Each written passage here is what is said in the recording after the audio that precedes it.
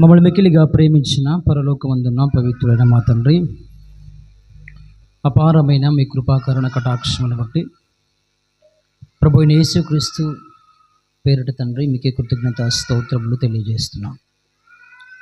ఇదిగో తండ్రి, ఈ రాత్రి వేళనైనా మీ పరిశుద్ధమైన లేఖనాల నుంచి తండ్రి కొన్ని విలువైన మాటలు మేము ఆలోచిస్తుండగా మీ పరిశుద్ధాత్మ దేవుని సమయోచితమైన జ్ఞానం దయచేయండి.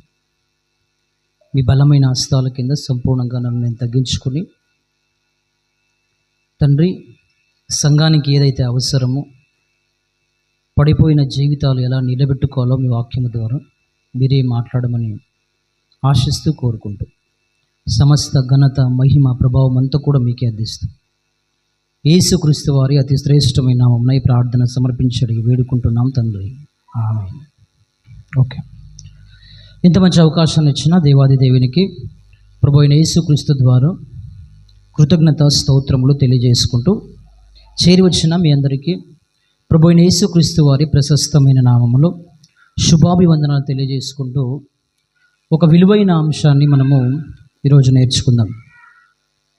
యువత నాశనం అవడానికి కారణం ఏంటి అనే అంశంపై నేను ఈరోజు కొన్ని విషయాలు నేను మాట్లాడాలని ఆశిస్తున్నాను. కనుక దయచేసి అందరూ కూడా నిశ్శబ్దంగా కూర్చుండి దేవుని మాటలను శ్రద్ధగా ఆలోచించాలని ప్రభు పేరిట మీకు అందరికీ మనవి చేస్తున్నాను. అసలు ఈరోజు యువత గురించి మనం ఆలోచిస్తూ ఉంటే ఎక్కడ చూసినా బాగుపడే వారి కంటే పాడయ్యేవారు చాలా ఎక్కువగా సమాజంలో కనిపిస్తుంటారు. అసలు దీనికి ఏది కారణమై ఉండొచ్చు?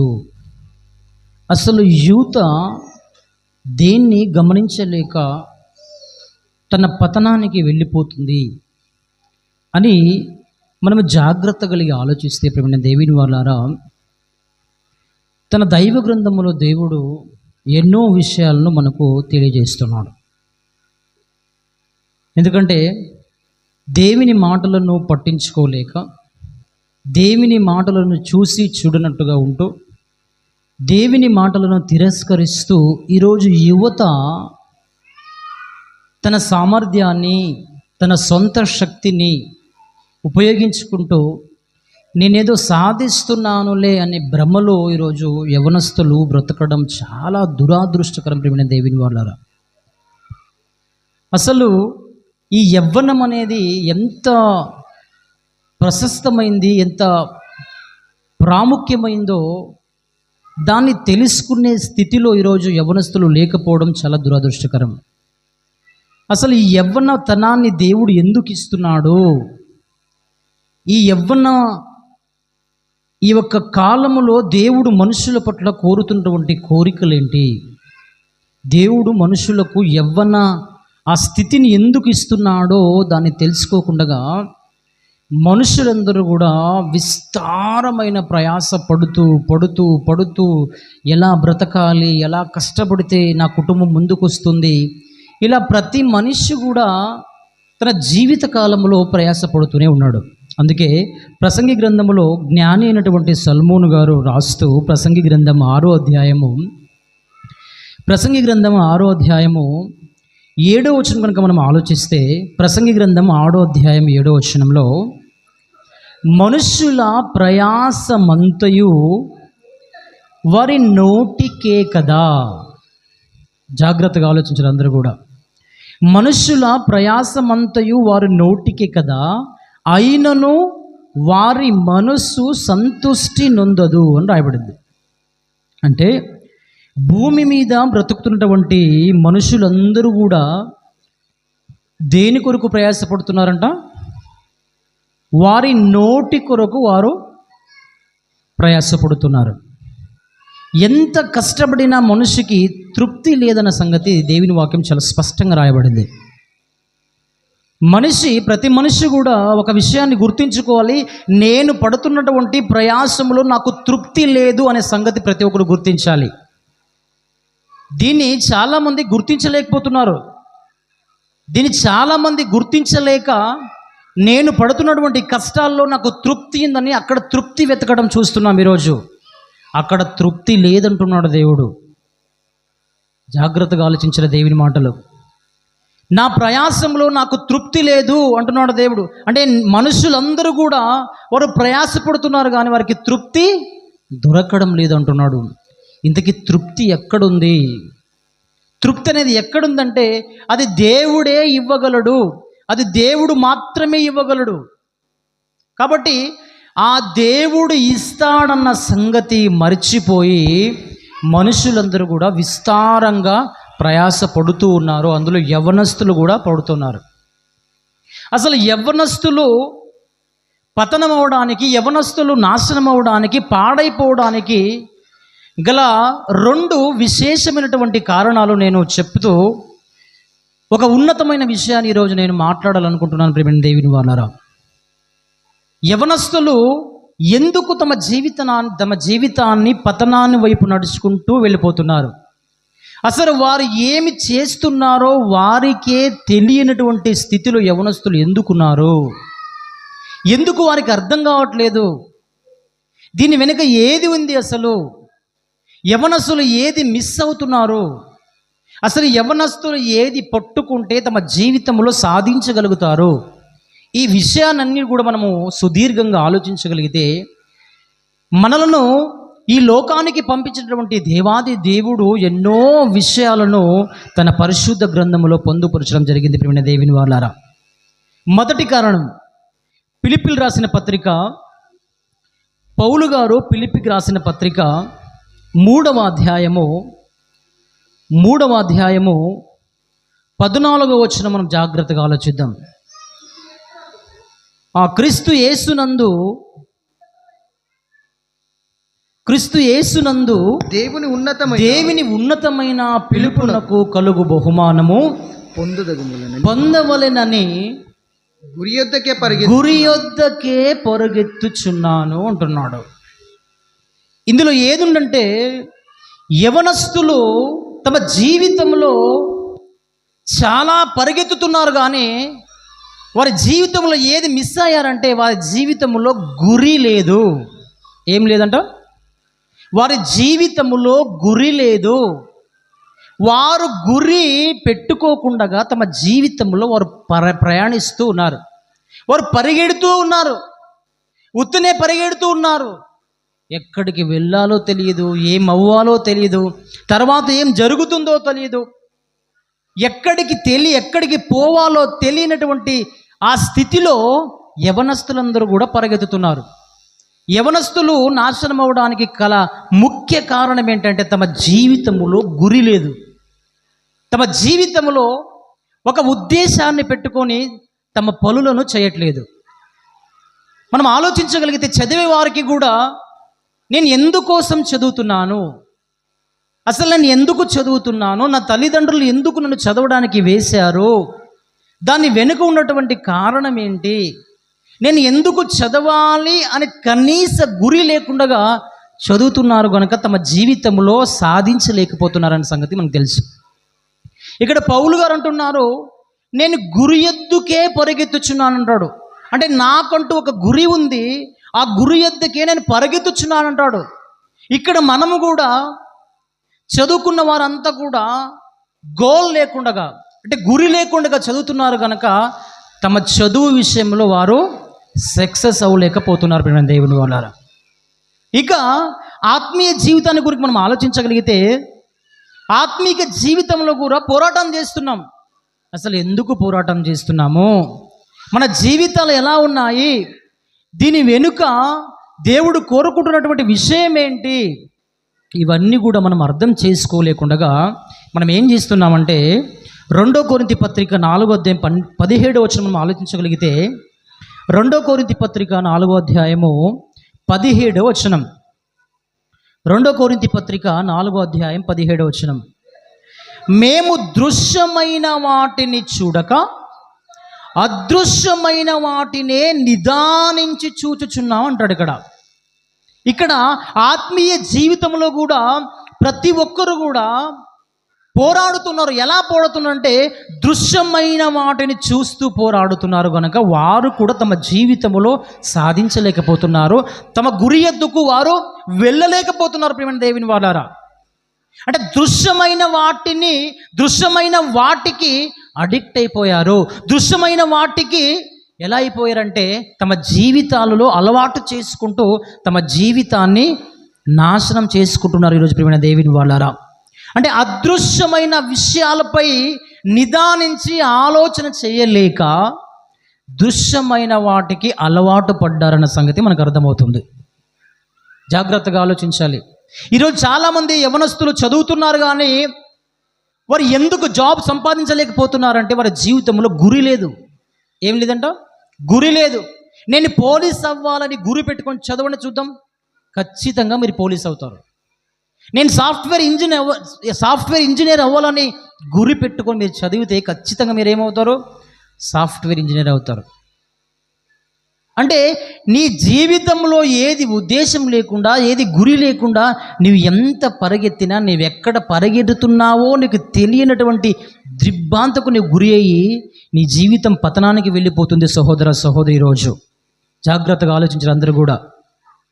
ఈరోజు ఆత్మీక జీవితంలో కూడా మనం కూడా పరిగెడుతున్నాం కానీ అదృశ్యమైన వాటిని చూడకుండగా, అదృశ్యమైన వాటిపై మన ఆలోచన ఉంచకుండగా దృశ్యమైన వాటిలో మనం ఆనందిస్తూ సంతోషిస్తూ దృశ్యమైన వాటికి అలవాటు పడి ఇక మన జీవితాలు ఇక్కడే ఉంటాయేమో అన్నట్టుగా మనం జీవిస్తూ ఉంటాం ప్రియమైన దేవుని వాళ్ళరా. అందుకే వాక్యంలో కనుక మనం చాలా జాగ్రత్తగా ఆలోచిస్తే ఇక్కడ అపోస్తులుడైన పౌలు గారు ఒక మంచి మాట మాట్లాడతాడు. 2 తిమోతి పత్రిక 4వ అధ్యాయము 2 తిమోతి పత్రిక 4వ అధ్యాయము 7వ వచనం. 4వ అధ్యాయం 7వ వచనం. మంచి పోరాటము పోరాడి తిని. జాగ్రత్తగా అందరూ కూడా. ఒక వ్యక్తి మంచి పోరాటం పోరాడాలంటే ఏముండాలంట? గురి ఉండాలి. మంచి పోరాటం పోరాడాలంటే ఏముండాలి? పౌలు గారు నేను మంచి పోరాటం పోరాడితని ఎందుకు అంటున్నాడంటే ఆయన ముందు ఒక గురి ఉంది, ఒక డెస్టినేషన్ ఉంది. అందుకే ఆయన పరిగెడుతున్నాడు. అందుకే ఆయన అంటున్నాడు నేను మంచి పోరాటం పోరాడి తిని. నేను మంచి పోరాటం. మనమందరూ కూడా పోరాటం చేస్తున్నాం కానీ మన జీవితంలో గురి లేదు, మన జీవితంలో గోల్ లేదు. మన జీవితంలో ఏం చేస్తున్నామో తెలియకనే మనం బ్రతికేస్తాం ఈరోజు దేవుని వాళ్ళారా. అందుకే యవనస్తులు ఎవరు కూడా తమ చదువు విషయంలో సాధించలేకపోతున్నారు, ఆత్మిక స్థితిలో కూడా సాధించలేకపోతున్నారు. గురి లేని జీవితాలన్నీ కూడా అలాగే ఉంటాయి ప్రియమైన దేవుని వాళ్ళారా. జాగ్రత్తగా ఆలోచించారు అందరూ కూడా. అందుకే మంచి పోరాటం పోరాడి తిని నా పరుగు కడముట్టించి తిని. ఎవరైతే తమ జీవితంలో గురి పెట్టుకొని చదువుతారో, ఎవరైతే తమ జీవితంలో గురిని ముందు పెట్టుకొని పరిగెత్తుతారో వారి జీవితంలో వారు కడ ముట్టించగలుగుతారు. గురి లేని జీవితాలన్నీ కూడా అర్ధాంతరంగా నాశనమైపోతాయి ప్రియమైన దేవుని వాళ్ళ. జాగ్రత్తగా ఆలోచించారు అందరూ కూడా. అందుకే యవనస్తుల్లో మనం ఆలోచిస్తున్నాము, వారు గురి లేకుండా వారు ఎక్కడ ప్రయాణిస్తున్నారో వారికి తెలియదు, వారు ఏం చేస్తున్నారో తెలియదు, వారి వెనుక ఏముందో తెలియదు, వారి ముందు ఏముందో తెలియదు. ప్రయాణిస్తున్నారు అంతే తప్ప వారు ఎటువైపు వెళ్ళిపోతున్నారో తెలియనటువంటి స్థితిలో ఉన్నారు. ఏం చదువుకున్నానులే అని అంటున్నారు కానీ ఏం చదవాలి, ఎందుకు చదవాలి, నేను దేని నిమిత్తం చదువుతున్నాను, ఈ విషయాలన్నీ కూడా మర్చిపోయే దేవుని వాళ్ళు. ఈ విషయాలన్నీ కూడా మర్చిపోయి వారు పోరాటం చేస్తున్నారు కానీ వారి జీవితంలో కడముట్టించలేక పోతున్నారు ప్రియమైన దేవుని వాళ్ళారా. ఇవన్నీ మనం ఆలోచించగలిగితే ఇవన్నీ ఎందుకు ఇలా జరుగుతున్నాయి అంటే వారి జీవితంలో మొట్టమొదటిగా ఏముండాలంట? గురి ఉండాలి. జీవితంలో గోల్ ఉండాలి. నీవు సాధించాలనుకుంటున్నావా? అయితే నీకు గోల్ ఉండాలి. నీవు సాధించలేకపోతున్నావా అంటే నీవు గురి లేకుండా ఏదో ప్రయాణిస్తున్నావు అంతే. అందుకే పౌలు గారు అంటున్నారు నేను పోరాడుతున్నాను, నా ముందర ఒక గురి ఉంది, ఆ గురిని ముట్టించడానికి నేను ప్రయాసపడుతున్నాను, దాని కొరకు ఏ శ్రమ వచ్చినా కూడా దాన్ని భరించగలుగుతున్నాను. ఎందుకంటే నా ఆలోచనలో ఒక గురి ఉంది. ఆ గురి ఏంటంటే నా తండ్రి దగ్గరికి ఆ జీవ కిరీటాన్ని పొందడానికి నేను ఎంత శ్రమైనా నేను భరిస్తానంటాడు ప్రియమైన దేవుని వాళ్ళారా. క్రీస్తునందు ప్రియమైన దేవుని వాళ్ళారా, చదువుకున్నటువంటి విద్యార్థులు కానివచ్చు, ఆత్మీయ జీవితంలో పోరాడుతున్న మనము కావచ్చు, ఒక ఉద్దేశాన్ని పెట్టుకొని మన జీవితంలో పోరాడడానికి ప్రయత్నించాలి. ఉద్దేశం లేని, గురి లేని జీవితాలన్నీ కూడా ఎలా ఉంటాయంటే ఏదో క్రైస్తవులుగా ఉన్నాములే అన్నట్టుగా ఉంటారు. కానీ వారి జీవితంలో ఉద్దేశాలు, గురి లేకున్నప్పుడు, ఏదైనా కష్టాలు, ఏదైనా ఇబ్బందులు, ఏదైనా ఇరుకులు వచ్చినప్పుడు సడన్గా వారి జీవితాలు కూలిపోతాయి. ప్రియమైన దేవుని వాళ్ళారా, ఎవడైతే గురి పెట్టుకుంటాడో ఎంత ఇబ్బంది అయినా వాడు భరిస్తాడు. జాగ్రత్తగా ఆలోచించాలి అందరూ కూడా. నేను పోలీస్ అవ్వాలని చదివేవాడు వాడు నడుచుకుంటైనా వెళ్తాడు. వాని జోబిలో డబ్బులు లేకున్నా వాడు చదవగలడు. ఆలోచించండి మీరందరూ కూడా. వారి తల్లిదండ్రులు వాడిని సరిగ్గా చూసుకోలేకున్నా వాడు చదువుతాడు. ఎందుకంటే వానికి ఒక గురి ఉంది, వానికి ఒక గురి ఉంది. అలాంటి గురి లేక మనం చదువుతున్నాం కనుక మన చదువులో మనకు సాధించట్లేదు. ప్రియమైన దేవుని వాళ్ళ, మీరు గురి పెట్టుకొని చదవండి. ఈ రోజు నుంచి మనము కూడా ఒక గురి పెట్టుకొని మన ఆత్మీయ జీవితంలో పోరాటం చేయాలి. గురి లేని జీవితాలు, ఒకసారి మీరు ఆలోచించండి ప్రియమైన దేవుని వాళ్ళారా, గురి లేని జీవితాలన్నీ కూడా కడముట్టించటం అసాధ్యం. ప్రియమైన దేవుని వాళ్ళారా, జాగ్రత్తగా ఆలోచిస్తే, అందుకే అపోస్తలుడైన పౌలు గారు అంటారు, నేను గురి పెట్టుకున్నాను కాబట్టి నేను మంచి పోరాటం పోరాడుతున్నాను. గురి పెట్టుకోలేని వారందరూ కూడా తమ జీవితంలో సాధించేది ఏది కూడా ఉండదు. ప్రియమైన దేవుని వాళ్ళారా, ఏదో బడికి వెళ్తున్నానంటే వెళ్తున్నాను అంతే. అసలు ఎందుకు వెళుతున్నావు, నీవేమవుతావు అంటే అన్నది ఆన్సర్ లేకుంటుంది.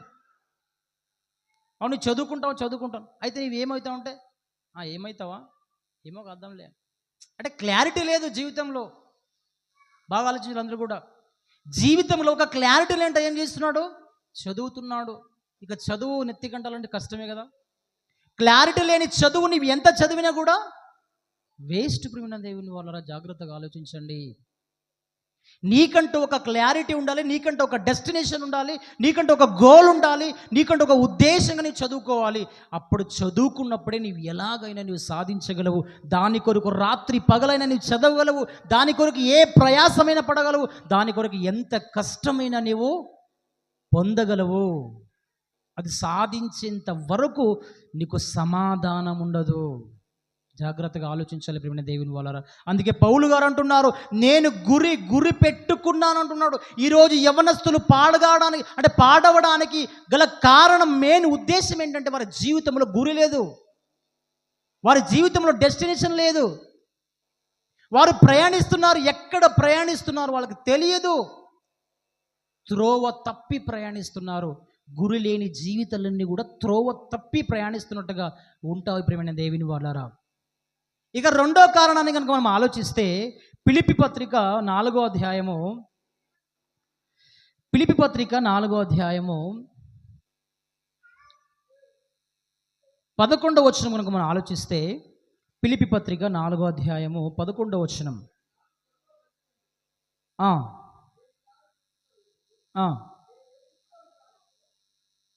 నేను ఏ స్థితిలో ఉన్నానో ఆ స్థితిలోనే సంతృప్తిగా ఉన్నాను అంటున్నాడు. ఇప్పుడు జాగ్రత్తగా ఆలోచించాలంటే, రెండో కారణం ఏంటంటే, వారికి కలిగిన దాంట్లో వాళ్ళు సంతృప్తిగా లేరు. అందుకే యవనస్తులు పాడవుతున్నారు. ఇప్పుడు 15,000 మొబైల్ ఉంటుంది అనుకోండి, అందుకే వానికి సంతోషంగా ఉంటుందా? 20,000 మొబైల్ కొనుక్కొని ఉంటాడు. అర్థం చేసుకోండి బాగా. అంటే వానికి కలిగిన దాంట్లో వాడు సంతృప్తిగా లేని వల్ల వాడు పాడైపోతున్నాడు. ఆమెకు కలిగిన దాంట్లో ఆమె సంతృప్తిగా లేదు గనక ఆమె పాడైపోతుంది. ఈరోజు మీకు కలిగిన దాంట్లో, అపోస్తలుడైన పౌలు ఎలా అంటున్నాడంటే, నాకు కలిగిన దాంట్లో నేను ఎలా ఉన్నాను, సంతృప్తిగా ఉన్నాను. ఈరోజు కూడా యవనస్తులు వారికి కలిగిన దాంట్లో వారు తృప్తిగా లేరు. ఇంకేదో కావాలని ఆశిస్తున్నారు, ఇంకేదో రావాలని ఆలోచిస్తున్నారు. జాగ్రత్తగా ఆలోచించాలి ప్రియమైన దేవుని వాళ్ళారా, జాగ్రత్తగా ఆలోచించాలి. అందుకే ఇక్కడ అపోస్తలుడైన పౌలు ఏమంటున్నాడంటే, నాకు కలిగినటువంటి నా స్థితిని నేను గమనించాను.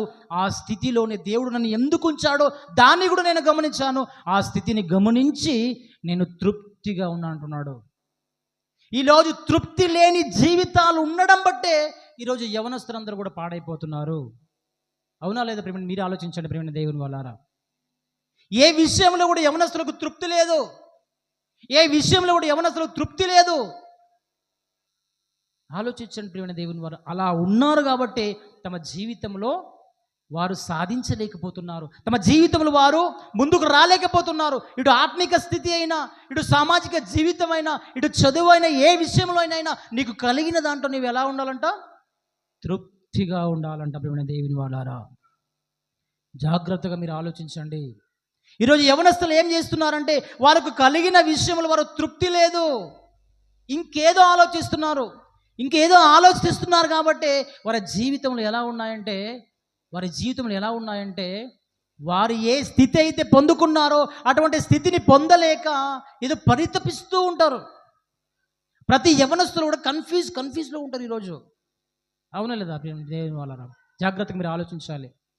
ఇప్పుడు 10th ముగిసింది అనుకోండి, నెక్స్ట్ ఏం చేయాలో ఐడియా లేదు. బాప్తిజం తీసుకున్న తర్వాత నెక్స్ట్ ఏం చేయాలో ఐడియా లేదు. ఇలా ఎందుకు అవుతుంది? ఇలా ఎందుకు కన్ఫ్యూజ్గా ఉంటున్నారు? ఇలా కారణం ఏంటి? అసలు ఎందుకు ఇలా జరుగుతుంది జీవితంలో అని ఎవరైనా మనం ఆలోచిస్తామంటే పట్టించుకోవట్లేదు విషయంలో. దేవుడు నీకు ఇచ్చినటువంటి స్థితిని నీవు ఏ రోజైనా గమనిస్తున్నావా? అసలు దేవుడు నిన్ను ఒక పేదరాలిగా ఎందుకు పుట్టించాడు? అసలు కారణం ఏంటి? అవును, నేను పేదోన్ని కదా, దేవుడు ఎందుకు నన్ను పేదోన్నిగా పుట్టించాడు? దానికి కూడా ఒక విలువైన కారణం ఉంది. నీకు కలిగినటువంటి స్థితిలో నీవు సంతోషంగా తృప్తిగా ఉండడం నేర్చుకో అంటున్నాడు ఈరోజు. జాగ్రత్తగా ఆలోచించాలి ప్రియమైన దేవుని వాళ్ళారా. ఈరోజు తృప్తి లేని జీవితాలు ఎందుకున్నాయంటే వారికి కలిగినటువంటి స్థితిని వారు మర్చిపోయారు కనుక వారి జీవితంలో వారు సాధించలేకపోతున్నారు. యవనస్తులందరూ కూడా పాడైపోతున్నారు ప్రియమైన దేవుని. క్లారిటీ లేని జీవితాలు, తృప్తి లేని జీవితాలు. వారు ఎలా ఉంటున్నారు, వారు ఏం చేస్తున్నారు, ఏం మాట్లాడుతున్నారు, వారి ఆలోచన ఏంటి, వారి పద్ధతులు ఏంటి, అసలు నేను ఏం చేస్తున్నాను అనే కనీస జ్ఞానం లేకుండా వ్యవహరిస్తుంటారు ఈరోజు యవనస్తులందరూ కూడా. ప్రతి యవనస్తుని కూడా దేవుడు ఇలా గద్దిస్తున్నాడు ప్రియమైన దేవుని వాళ్ళారా. ప్రతి యవనస్తుని కూడా దేవుడు చెప్తున్నటువంటి మాట ఏంటంటే, యవనస్తుడా నీకు కలిగిన దాంట్లో నీవు సంతృప్తిగా ఉండు అంటున్నాడు ఈరోజు. జాగ్రత్తగా మీరు ఆలోచించండి ప్రియమైన దేవుని వాళ్ళారా. ఈరోజు యువతను చూస్తుంటే ప్రియమైన దేవుని వాళ్ళారా, వారి ఆలోచన విధానం చూస్తుంటే, వారి స్థితిగతులు చూస్తుంటే వారు ఎలా ఉన్నారంటే ఏమో సాధించాములే అన్నట్టుగా ఉన్నారు. తిరిగి చూస్తే సాధించిందంటూ ఏమీ లేదు. ఎవరి మాట ఎవరు వినట్లేదు. వారి స్థితిని వారు అర్థం చేసుకోవట్లేదు. అసలు యవ్వన ప్రాయాన్ని దేవుడు మనకి ఎందుకు ఇచ్చాడు అంటే పెద్దవారికి ఎదురు మాట్లాడాలని ఇచ్చాడా? అసలు మీరు ఆలోచించండి. అంటే పెద్దవారికి గౌరవం లేకుండా మన ఇష్టానుసారంగా బ్రతకడానికి దేవుడు యవ్వనం ఇచ్చేది మనకి. యవ్వన ప్రాయంలో విస్తారమైన ప్రయాసం పడుతూ దేవునికి దూరంగా ఉండడానికే దేవుడు యవ్వనాన్ని ఇచ్చింది మనకు. అంటే నీ పనిలో నువ్వు బిజీగా ఉంటూ దేవునికి దూరంగా ఉండడానికి దేవుడు యవ్వనాన్ని ఇచ్చింది. ఒకసారి మీరు ఆలోచించండి ప్రియమైన దేవుని వాళ్ళారా. యవనస్తులారా, మీ యవ్వనాన్ని ఎందుకొరకు మీరు ఖర్చు పెడుతున్నారు? మీ యవ్వనాన్ని మీరు ఏం చేస్తున్నారు? అంటే మీ యవ్వనమంతా ఊరు మీద తిరగడానికి దేవుడు మనకి యవ్వనాన్ని ఇచ్చింది. ఒకసారి మీరు ఆలోచించండి ప్రియమైన దేవుని వాళ్ళారా. యవ్వనాన్ని ఎందుకు నువ్వు పాడు చేసుకుంటున్నావు? ఎందుకు పాడు చేసుకున్నావు అంటే నీ జీవితంలో గురి లేదు, నీకు కలిగిన దాంట్లో నీవు తృప్తిగా లేవు కాబట్టి నీవు పాడైపోతున్నావు. నీకు కలిగిన దాంట్లో తృప్తిగా ఉండకుండా ఇతరులను అనుకరిస్తూ వారి జీవితాలు ఎలా ఉన్నాయంటే వారు ఏం చేస్తారో వారు పట్టించుకోవట్లేదు. ఇతరులు ఏం చేస్తారో దాన్ని ఎక్కువ పట్టించుకుంటారు ఈరోజు. జాగ్రత్తగా మీరు ఆలోచించండి. ఇతరులు ఏం చేస్తున్నారు, ఏం పని చేస్తున్నారు, ఏం మాట్లాడుతున్నారు దాన్నే చూస్తున్నాడు తప్ప నేను ఎక్కడున్నాను, నేనేం చేస్తున్నాను, నా జీవితం ఎలా ఉంది అని ఎవ్వరు కూడా పట్టించుకోవట్లేదు ప్రియమైన దేవుని వాళ్ళారా. మీరు ఆలోచించండి. ప్రియమైన దేవుని వాళ్ళ యవ్వనం అనేది మరలా మరలా మరలా మన జీవితంలో రాదు. యవ్వనాన్ని పాడు చేసుకుంటే నువ్వు చాలా భీకరమైనటువంటి స్థితిలోనికి వెళ్ళిపోతావు. ఈరోజు చాలామంది పెద్దలు కూర్చున్నారు, మరలా వాళ్ళు యవ్వనాన్ని కోరుకుంటున్నారు. యవ్వనం కోరుకుంటే వస్తుందా? మళ్ళీ యవ్వనం వస్తుందా? రాదు. ఒక స్థితిని గనుక నీవు కోల్పోతే మరలా ఆ స్థితిలో నీకు రావడానికి సాధ్యమే లేదు. ప్రియమైన దేవుని వాళ్ళరా, దేవుడు ఇస్తున్నటువంటి సమయం, కాలం చాలా ప్రేషియస్, చాలా విలువైంది, చాలా ఉన్నతమైనది.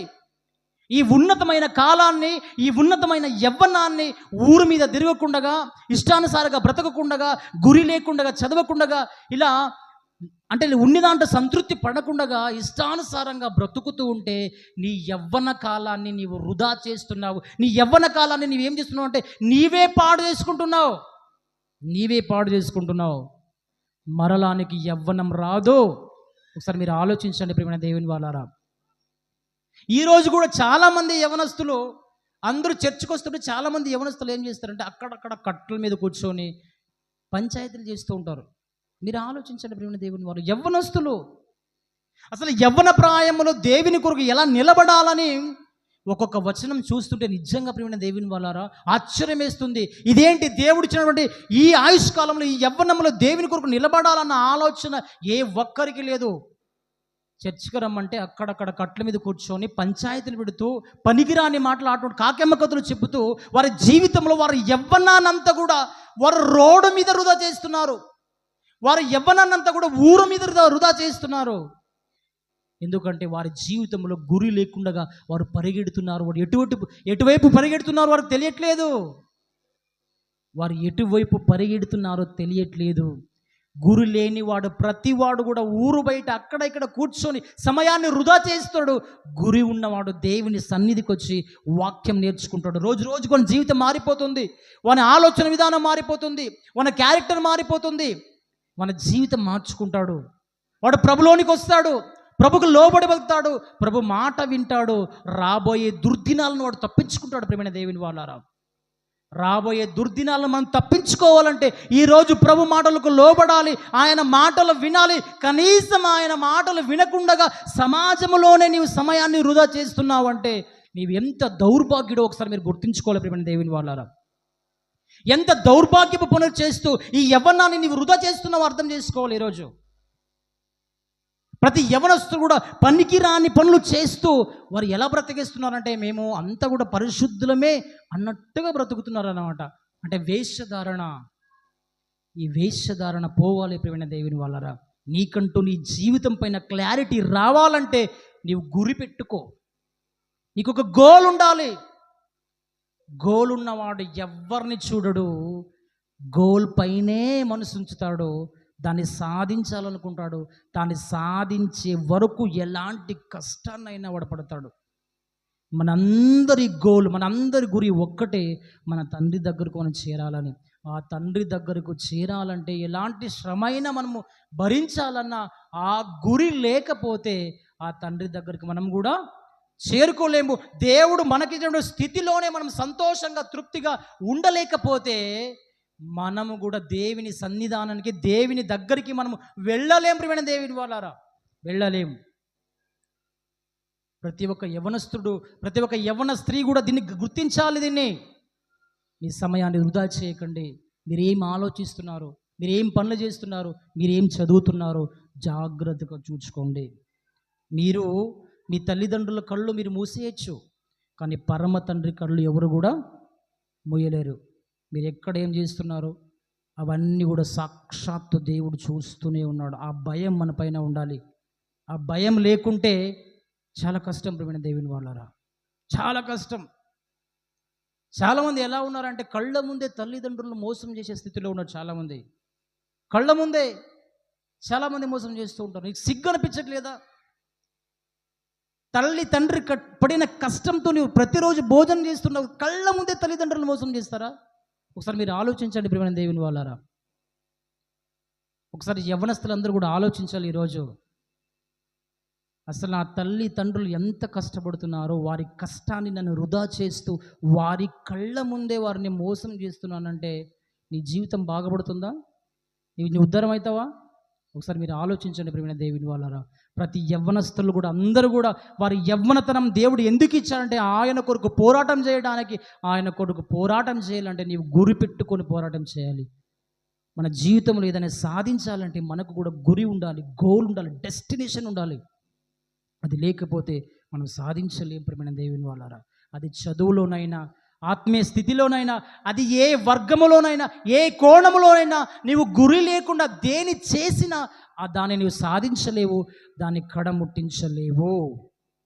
జాగ్రత్తగా ఆలోచించాలి. యవనస్తులందరూ కూడా మేల్కొని ఇక నుంచైనా ఆ దేవుడు కళ్ళు మనం ముచ్చించడం అసాధ్యమని ప్రతి ఒక్కడు కూడా గుర్తించి మనం ఏం చేస్తున్నాం, ఏం ఆలోచిస్తున్నాం, ఎవరితో మాట్లాడుతున్నాం, ఏం చేస్తున్నాం, అన్ని విషయాలను దేవుడు ఏం చేస్తున్నాడంట, పరిశోధిస్తున్నాడంట. ప్రియమైన దేవుని వాళ్ళ దేవుడు పరిశోధిస్తున్నాడు కనుక దయచేసి అందరూ కూడా ఆ దేవునికి భయపడి, ఎందుకంటే ఆయన చేతిలో పడుట భయంకరం. ప్రియమైన దేవుని వాళ్ళరా, ఆ సర్వశక్తివంతుడైన దేవుని చేతిలో పడట భయంకరం.